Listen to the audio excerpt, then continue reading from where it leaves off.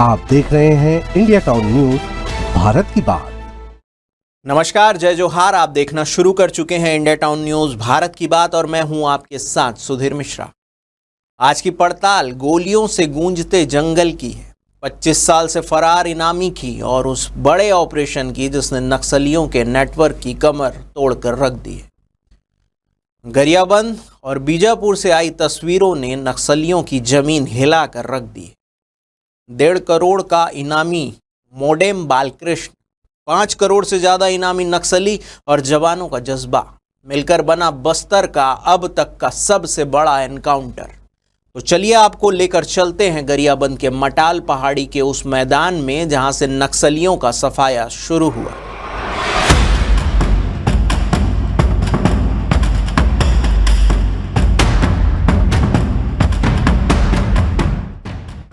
गरियाबंद जिले का मैनपुर थाना क्षेत्र, चारों तरफ पहाड़ और जंगल, लेकिन 48 घंटे पहले यहां हुआ ऐसा धमाका जिसने नक्सलियों का पूरा नेटवर्क हिलाकर रख दिया। एसटीएफ, सीआरपीएफ और कोबरा बटालियन ने घेराबंदी की।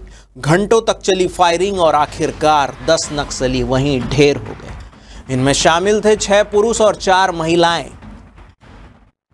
अब चलिए बताते हैं कौन कौन से नक्सली हुए ढेर। मोडेम बालकृष्ण, जिस पर था 2 करोड़ का इनाम। प्रमोद उर्फ पांडू, जिस पर 1 करोड़ 2 लाख रुपए का इनाम था। विमल उर्फ मंगन्ना, जिस पर भी 1 करोड़ 2 लाख रुपए का इनाम था। रंजीता, जो 20 लाख रुपए की इनामी नक्सली थी। सीमा उर्फ भीमे, 17 लाख इनामी। अंजलि, विक्रम, उमेश, बिमला और इसके अलावा जिन पर लाखों के इनाम थे। कुल इनाम की अगर बात करें रकम की तो 5 करोड़ 22 लाख रुपए के ये इनामी थे। इन सबों को हेलीकॉप्टर से गरियाबंद लाया गया। मुठभेड़ स्थल से AK-47, इंसास, SLR, पिस्टल और IED भी बरामद हुए। यानी बस्तर का जंगल एक बार फिर जवानों के खून पसीने और बहादुरी का गवाह बना। लेकिन यह कहानी सिर्फ एक मुठभेड़ तक सीमित नहीं है, इसके पीछे महीनों की खुफिया प्लानिंग छिपी है। दरअसल मोडेम बालकृष्ण का गार्ड कैलाश ने 15 दिन पहले सरेंडर किया था। कैलाश से ही मिली लोकेशन की सीक्रेट जानकारी। बालकृष्ण 25 साल से फरार था, संगठन का मास्टरमाइंड, IED बिछाने का एक्सपर्ट और ग्रामीणों की हत्या के लिए बदनाम। वो शुगर जैसी बीमारी से भी जूझ रहा था, 2 लाठियों का सहारा लेकर चलता था और मजबूर था। लोकेशन कंफर्म होते ही पुलिस ने ऑपरेशन मटाल पहाड़ी लॉन्च किया। सुबह सुबह घेराबंदी की गई और घंटों चली फायरिंग के बाद मोडेम बालकृष्ण और उसके 9 साथी ढेर हो गए। गरियाबंद ही नहीं, बीजापुर से भी बड़ी खबर सामने आई, जहां 2 और नक्सलियों को जवानों ने मार गिराया। यानी कुल 12 नक्सली 24 घंटे में। इतनी बड़ी सफलता बस्तर ने शायद पहली बार देखा होगा। बीजापुर जिले के दक्षिण पश्चिमी इलाके में सुबह सुबह जवानों ने 2 और नक्सलियों को घेर लिया। जवाबी फायरिंग में दोनों मारे गए। मौके से 303 राइफल और विस्फोटक बरामद किए।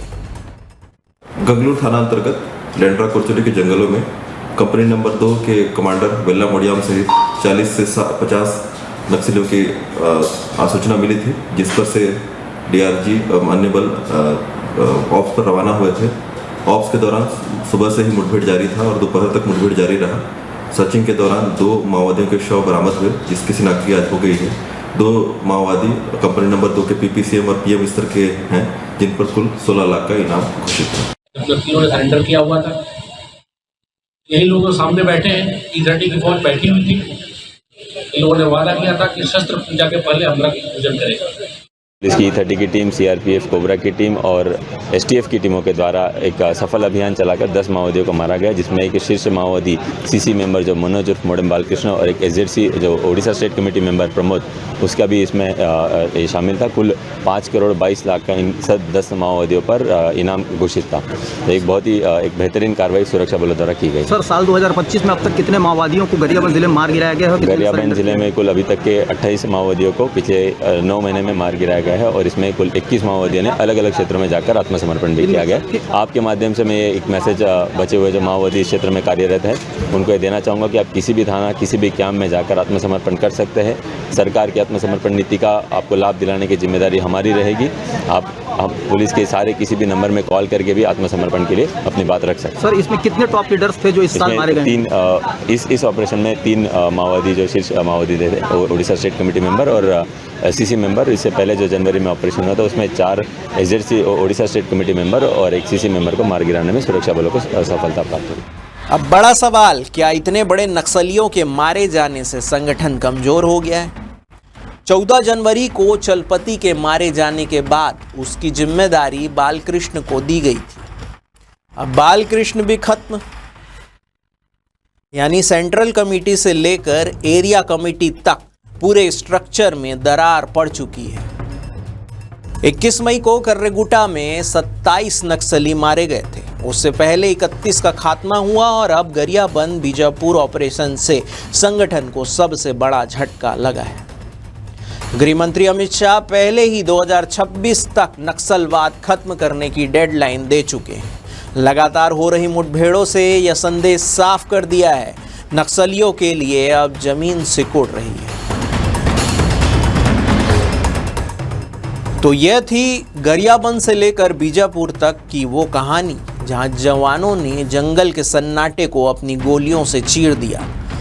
5 करोड़ के इनामी नक्सली ढेर, 12 लाशें और नक्सल नेटवर्क की जड़ों में दरार। क्या यह नक्सलवाद के अंत की शुरुआत है? ये तो आने वाला वक्त तय करेगा।